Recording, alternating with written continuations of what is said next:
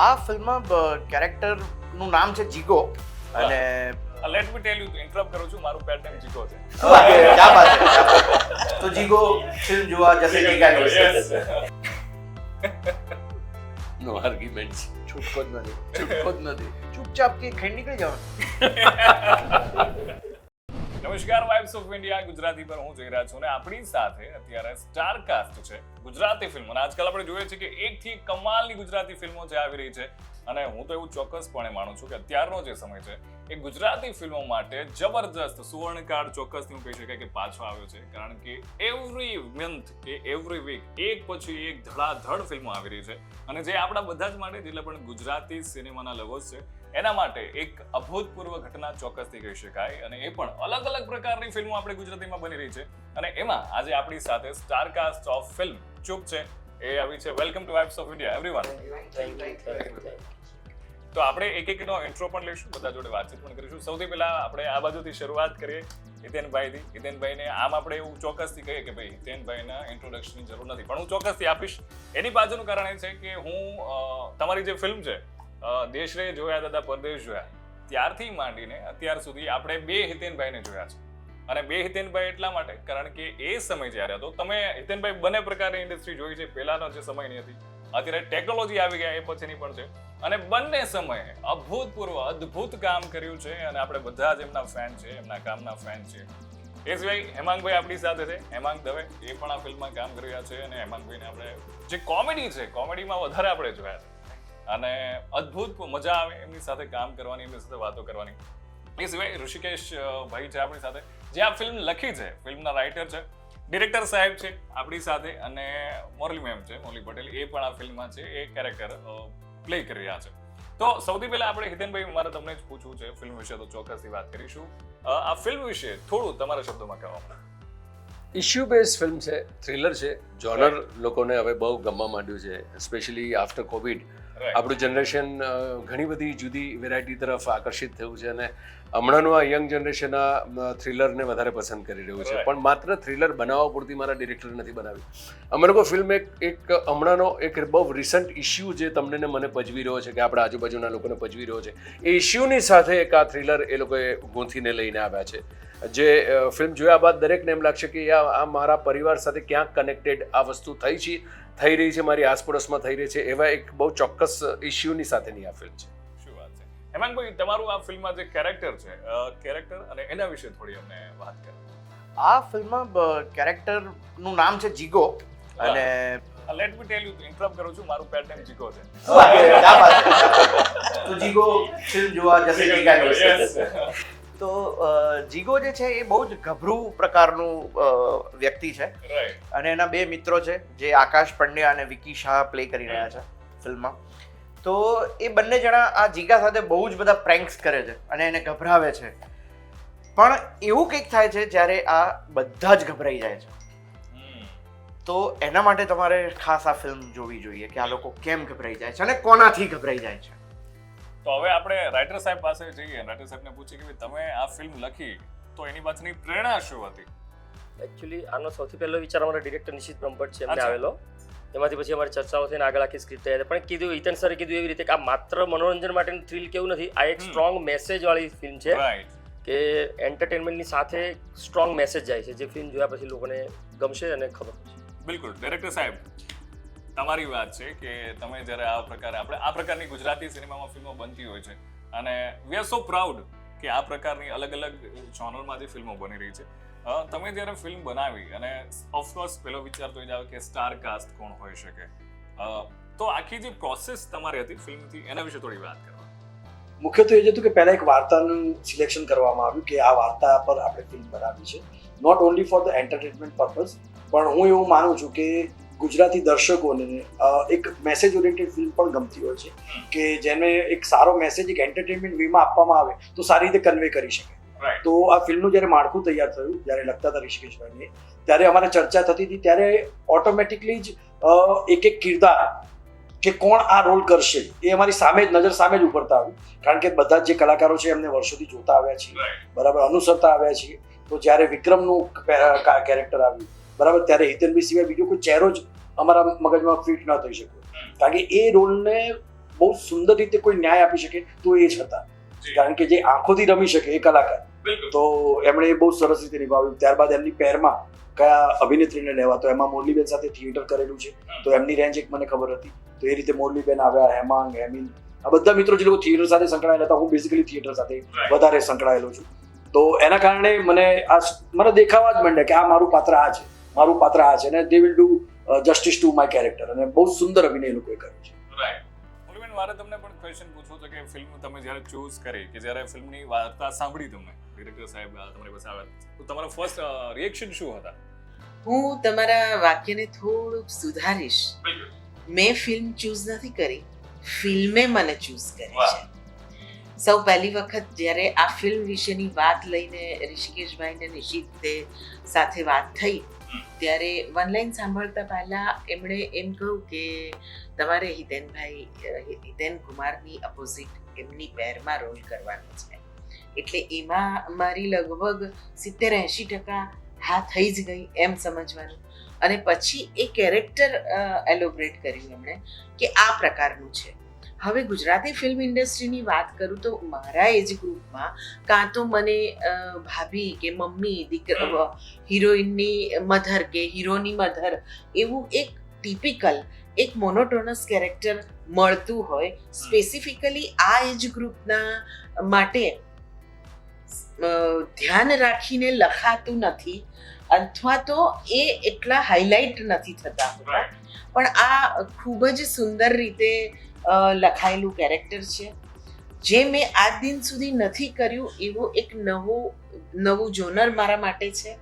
Challenging તો હતું જ, પણ કમ્ફર્ટ ઝોન એટલા માટે હતી કે નિશિત હતો, ઋષિકેશભાઈનું સરસ મજાનું લખાણ હતું, અને સૌથી મોટી વાત અમારું એક ફેમિલી બની ગયેલું એવું આખા સ્ટારકાસ્ટનું જેલિંગ હતું કે અમને લાગ્યું જ નથી. પેકઅપ પછી પણ અમે એવું વિચારતા કે ઓહો પેકઅપ થઈ ગયું, ઘરે જવું પડશે. પેકઅપ પછી 1.5-2 કલાક અમે બેસીને વાતોના વડા કરતા. અને એ અમારું જેલિંગ, એ અમારી કેમિસ્ટ્રી બધાની એ તમને સ્ક્રીન પર જોવા મળશે.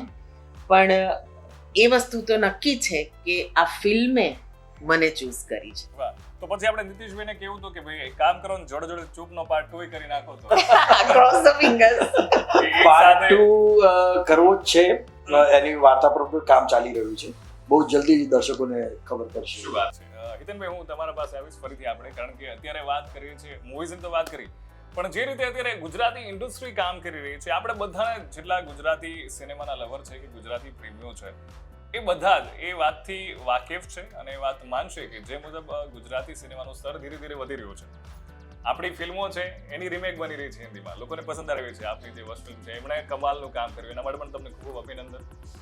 અને એ ઓળખ જે આપણે ઊભી થઈ રહી છે, પણ મારે અત્યારે એક એ પૂછવું છે, ક્યાંક ને ક્યાંક હજી જે ઓડિયન્સ છે, જેટલી આપણે જોઈએ છે લોકોનો પ્રેમ મળવો જોઈએ, ત્યાં થોડો હજી ઓછો પડી રહ્યો છે. હું પર્સનલી એવું માનું છું ઇન કેસ ઓફ, અને એનું કારણ ક્યાંક ને ક્યાંક જે ગુજરાતી સિનેમાના લવર છે, કારણ કે હવે તો પ્લેટફોર્મ આટલા બધા વધી ગયા છે, લોકો બધી જગ્યાએ ફિલ્મો જોવે છે, બધું એમને કોન્ટેન્ટ બી મળી રહ્યું છે.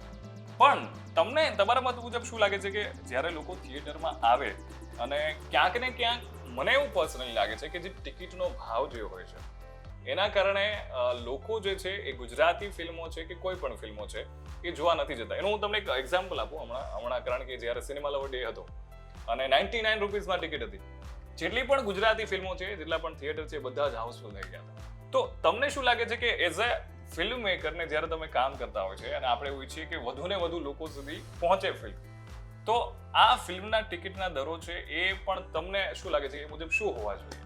ચોક્કસપણે મલ્ટીપ્લેક્સને કારણે એક્સપેન્સીસ ખૂબ વધી ગયા છે, લોકોને નથી પોસાઈ રહી આ ફિલ્મો. પણ હવે પોઈન્ટ ઓફ નો રિટર્ન છે.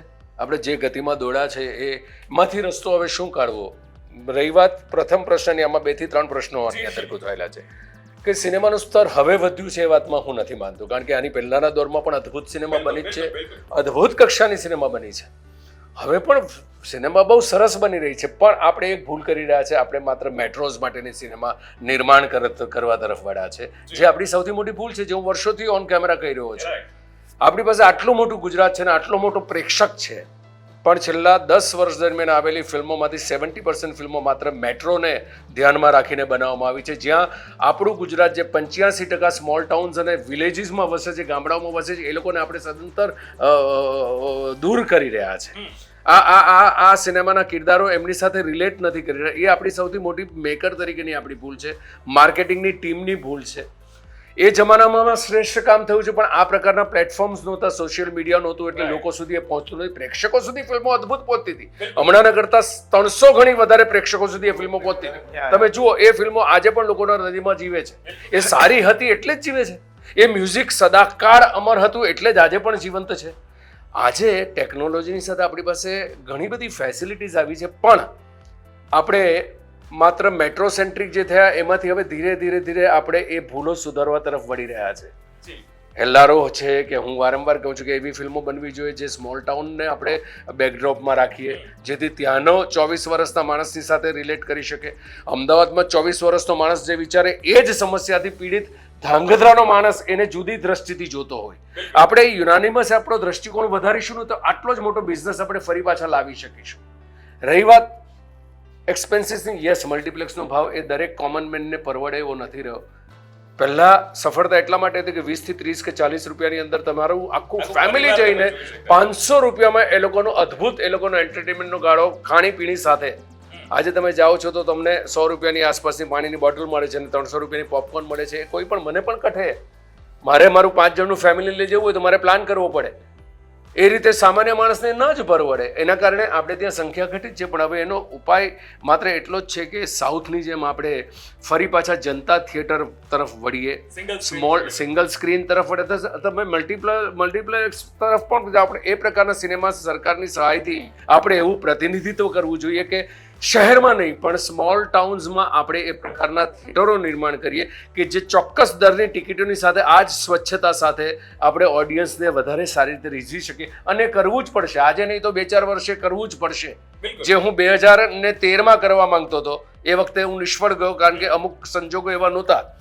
પણ એ પ્રકારના થિયેટર આપણે લાવીશું તો હમણાં જે દેખાય છે એના કરતાં બહુ મોટી ઇન્કમ આપણે જનરેટ કરી શકીશું, કારણ કે આપણી પાસે પ્રેક્ષક બહુ મોટો છે. 1997માં જો એશિયાનો સૌથી મોટો રેકોર્ડ આપણે બ્રેક કરી શકતા હોય છે, આજ સુધી તૂટ્યો નથી. એ જમાનામાં 7 રૂપિયા અને 11 રૂપિયાની ટિકિટના ભાવમાં 22 કરોડ પ્લસની ફિલ્મો આપણે આપી શક્યા હોય તો આજે તો 200 કરોડથી ઉપર રમવી જોઈએ ઇન્ડસ્ટ્રી. પણ ધીરે ધીરે શીખતા જઈશું. અને હવે જે રીતે તમારું આખું જનરેશન જે રીતે કોન્શિયસ થયું છે, જે રીતે ફિલ્મોમાં રસ લેતું થયું છે, ધીમે ધીમે એ મેચ્યોરિટીથી આપણે સમગ્ર ગુજરાત માટેની ફિલ્મો બનાવતા થઈ જઈશું. That will be a good days, happy days will again will be with us. અને મુજબ મજાની વાત તો એ છે કે આજકાલના યંગસ્ટર છે એ જેટલા પણ ટોપિક છે એને બહુ સારી રીતે રિલેટ કરે છે, જાણે છે, નજીકથી જોવે છે. અને એના કારણે આ આજકાલનો ગુજરાતી સિનેમાનો વ્યાપ છે વધતો જઈ રહ્યો છે એવું આપણે ચોક્કસથી જોઈએ.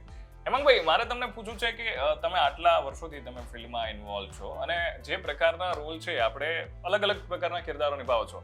આ ફિલ્મમાં તમારો જે કિરદાર છે તમારી બાકીની ફિલ્મો કરતાં વધારે ચેલેન્જિંગ હતો? તમે મોડિફાઈ કરી શકો છો આના આન્સરને પણ, કે પછી વધારે ઇન્ટરેસ્ટિંગ હતો, કે પછી આ ફિલ્મના કિરદારમાં શું એવું અલગ એમાં ઉમેર્યું છે તમારી અંદર? આ ફિલ્મનું જે કિરદાર, એટલે હું હંમેશા ટ્રાય કરું છું કે મારી જેટલી પણ ફિલ્મ હોય એમાં હેમાંગ દવે ન દેખાય અને એ કેરેક્ટર વધારે દેખાય. એ મારી હંમેશાની મારું એક કહેવાય ને કે એક ચેલેન્જ રહ્યું છે અને એના માટેનું હોમવર્ક પણ હું કરતો હોઉં છું.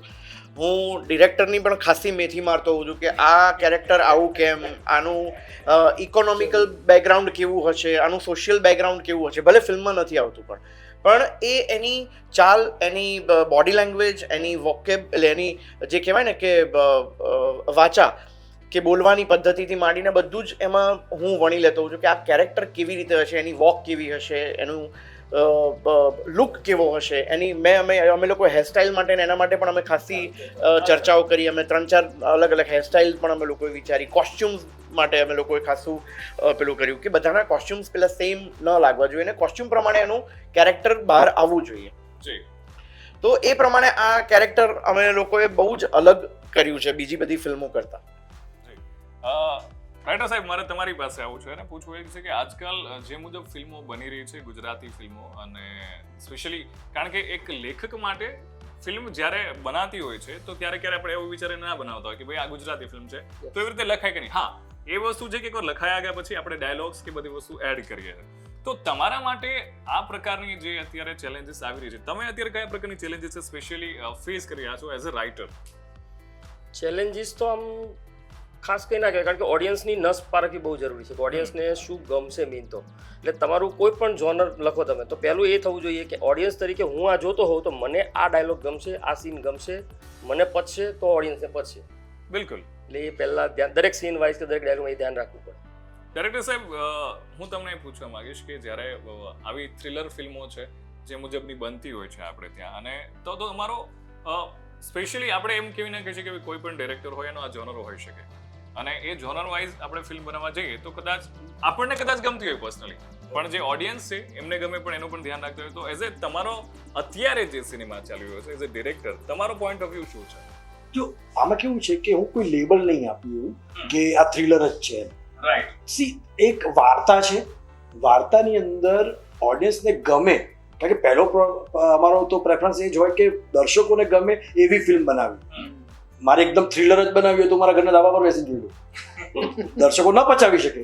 અને જે રીતનું આપણું ગુજરાતી ઉછેર છે, બરાબર છે, તો આપણે થ્રિલ અનુભવીએ ખરા, પણ આપણે કંઈ એવા ડરીએ એવા છીએ નહીં પાછા, બરાબર છે. તો પહેલાં અમે લોકો દર્શકોનો વિચાર કરીને પહેલાં બનાવી છે ફિલ્મ કે ભાઈ થ્રિલ છે એ વાર્તાના એક ભાગરૂપી છે. It is not like that કે ના બસ આપણે થ્રિલર બનાવી છે એટલે થ્રિલર ઘુસાડી. તમે જોશો ફિલ્મ તો તમને દેખાશે કે થ્રિલરની સાથે સાથે એમાં અંદર વણાયેલી રમૂજ પણ છે, અંદર ભણાયેલો ડ્રામા પણ છે, ઇમોશન્સ છે. એક મિડ એજ કપલ છે, એમના બંનેના ઇમોશન્સની વાત છે, એક મેસેજ છે જે યુથને કનેક્ટ કરે છે. તો ઇટ ઇઝ અ પેકેજ. આ કોઈ એવું નથી કે થ્રિલર ફિલ્મ અમે બનાવી.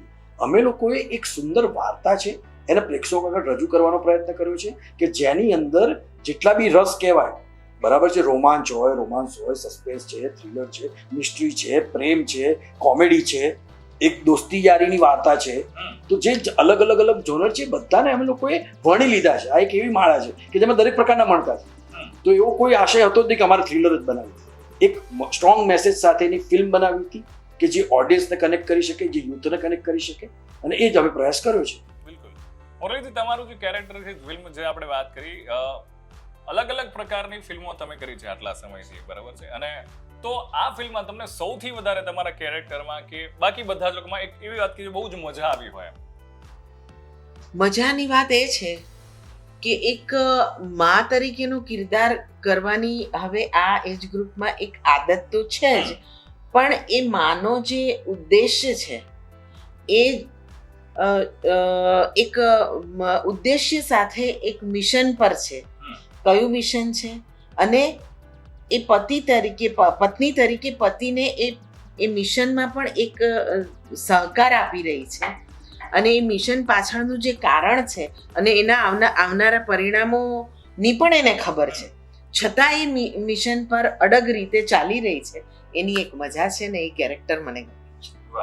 તો આપણે વાતને આગળ વધારીએ, અને અત્યારે ગુજરાતી સિનેમાની અને ફિલ્મની વાત કરવી છે, પણ હિતેનભાઈ, મારે તમને પૂછવું છે કે જે મુજબ અત્યારે સિનેમા બની રહ્યું છે એન્ડ ગુજરાતી સિનેમાની આપણે વાત કરી રહ્યા છીએ, ત્યારે તમે અદ્ભુત પ્રકારના અલગ અલગ શેડ્સમાં અત્યારે કેરેક્ટર નિભાવી રહ્યા છો, પણ ભવિષ્યમાં મારે સ્પેશિયલી વાત કરવી છે કે આપણે ત્યાં ગુજરાતી સિનેમામાં હજી હવે અત્યારે પહેલા બની છે પણ હવે એટલી બાયોપિક્સ નથી બનતી.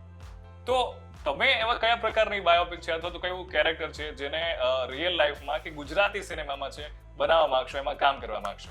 ઘણા બધા આપણી પાસે તો એટલો મોટો રસથાળ છે લોક સાહિત્યની અંદર, પણ હજુ આપણે થોડોક વખત રાહ જોવાની જરૂર છે જ્યાં સુધી મેચ્યોરિટીથી સર્જક દરેક પ્રેક્ષકોના સુધી પહોંચી શકે એવી સિનેમા આપણે લાવતા થઈએ.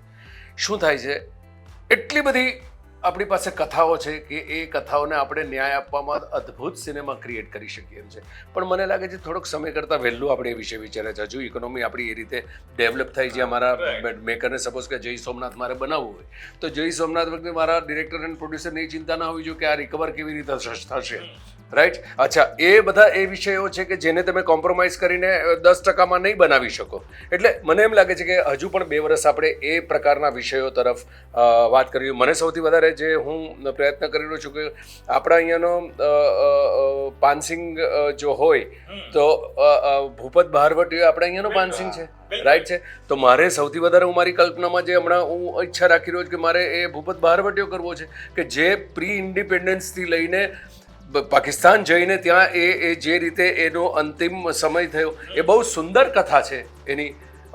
એ પ્રકારના કેટલા વિષયો છે આપણી પાસે ઐતિહાસિક, એ બધા કરવા છે. પણ મને લાગે છે 2025-2026ની આસપાસ will start doing this all things. બિલકુલ. આપણે ઇકોનોમી વાત કરી રહ્યા છીએ, ગુજરાતી સિનેમાની વાત કરી રહ્યા છીએ. હેમાંગભાઈ, તમને શું લાગે છે કે આપણે સ્પેશિયલી એવી, હું એમ પર્ટિક્યુલર ફિલ્મ કે જોનર તો આપણે ના કહી શકીએ, પણ કયો સમય છે કે એવું લાગે તમને કે હા, ગુજરાતી સિનેમામાં આટલા સમયમાં તો આપણે 100 કરોડની ફિલ્મ આપી દઈશું? એટલે હવેથી એમ જી, આઈ થિંક 2-3 વર્ષ, નોટ મોર દેન દેટ. કારણ કે અત્યારે બી ઘણી બધી જે ફિલ્મો આવે છે ઘણો સારો બિઝનેસ કરે જ છે. અમુક કરે છે, બધી નથી કરતી. જ્યારે બધી કરતી જશે ને ત્યારે એમાંથી 1-2 100 કરોડ પહોંચી જશે.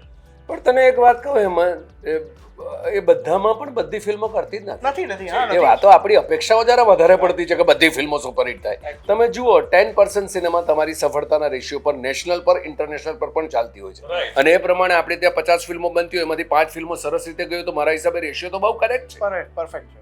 અને હજુ આપણે એને ઇમ્પ્રૂવ કરી શકીએ એ પ્રકારની બહુ મોટી શક્યતા છે. કારણ કે હજુ આપણે આટલો જ એક્સપ્લોર કર્યો છે, આપણી પાસે 85% ગુજરાત બાકી છે. તો 2 વર્ષ 3 વર્ષ 4 વર્ષની અંદર we will rich on two that. બિલકુલ. એક જીતેનભાઈ, બીજી વસ્તુ એ પણ છે કે હમણાં જોઈએ છે આપણી પાસે ગુજરાતી સિનેમા છે, લાગ લગાડ ફિલ્મો કરી છે.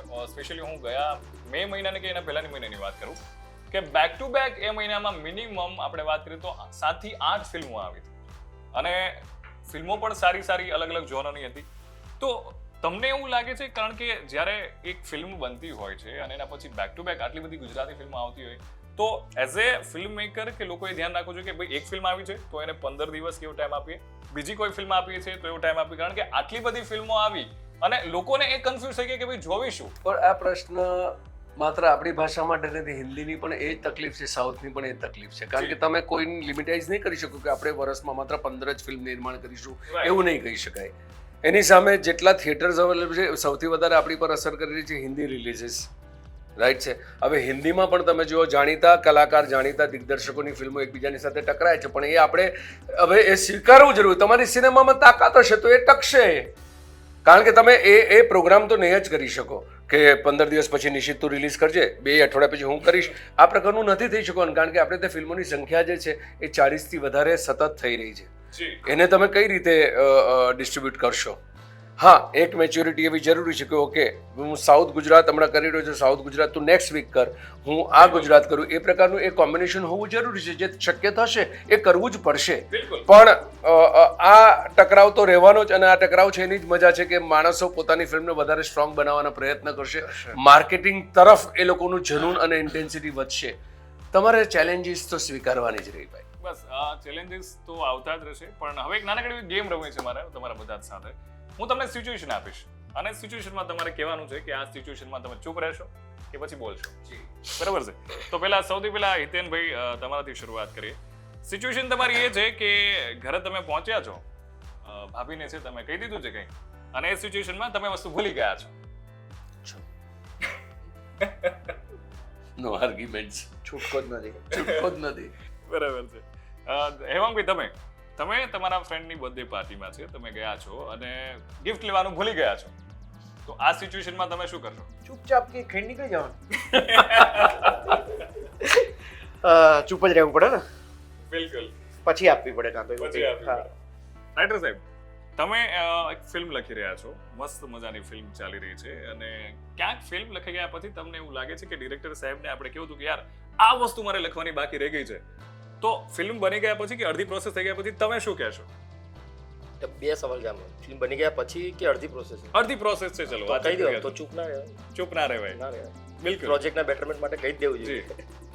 ડિરેક્ટર સાહેબ, તમે ફિલ્મ ડાયરેક્ટ કરી રહ્યા છો અને તમારા કોઈ પણ સ્ટાર છે, એ તમારું વિઝન કદાચ છે એના કરતાં થોડુંક અલગ કામ કરી રહ્યા છે સારું જ, નો ડાઉટ, તો તમે શું કહેશો ત્યારે? ચૂપ રહેશો કે તમારા જે એક્ટર છે એને કહી દેશો? એ સારું થઈ રહ્યું છે તો એને વધારે સારું કરવા માટે બોલીશ, પણ જો સારું થઈ જ રહ્યું છે, વગર કીધે પણ સારું થઈ રહ્યું છે, તો બોલવાની પાછી જરૂર શું છે?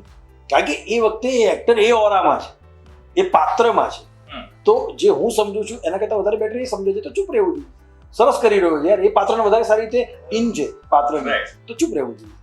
તમારા સુધી પહોંચે સિચ્યુએશન એ છે કે તમે કિરદાર કરી રહ્યા છો, મમ્મીનો એક કિરદાર છે ફોર એક્ઝામ્પલ, બરાબર છે, અને તમારી ડોટર છે એમને હરવા ફરવાની છૂટ છે અને એ અચાનક કીધા વિના કે તમને ઇન્ફોર્મ કર્યા વિના બહાર જાય છે અને પછી ત્યાં કંઈક બબાલ થાય છે કે કોઈ પણ વસ્તુ થાય છે, તો હવે તમે ત્યારે ચૂપ રહેશો કે એની જાતેને હેન્ડલ કરવા દેશો? ચૂપ તો નહીં જ રહે આ મધર. એ મધર કંઈક તો પૂછશે ને કંઈક તો કહેશે. હેન્ડલ તો ચોક્કસ એને કરવા દેશે, પણ ચૂપ તો નહીં જ રહે. ઓકે, સો આ આપણી આખી સ્ટારકાસ્ટ સાથે આપણે ઘણી બધી વાતો કરી ફિલ્મોની, એન્ડ ગુજરાતી ફિલ્મો છે અત્યારે કમાલ ધમાલ કરી રહી છે, અને all the best. Thank you so much. Thank you very much, thank you so much. તમે લોકો છે બહુ જ જબરનું ટ્રેલર આપણે જોયું છે, બધા લોકો થિયેટરમાં જાઓ, ફિલ્મો જો. ગુજરાતી સિનેમા છે એને આગળ વધારવા માટે ખાલી એટલું જ કરવાનું છે કે સિનેમા છે ત્યાં સુધી પહોંચવાનું છે, ફિલ્મો જોવાની છે. થેન્ક યુ સો મચ તમે બધા લોકો અમારી સાથે જોડાયા વાઇબ્સ ઓફ ઇન્ડિયાના પ્લેટફોર્મ પર. Thank you for coming. Thank you. Thank you so much. Thank you.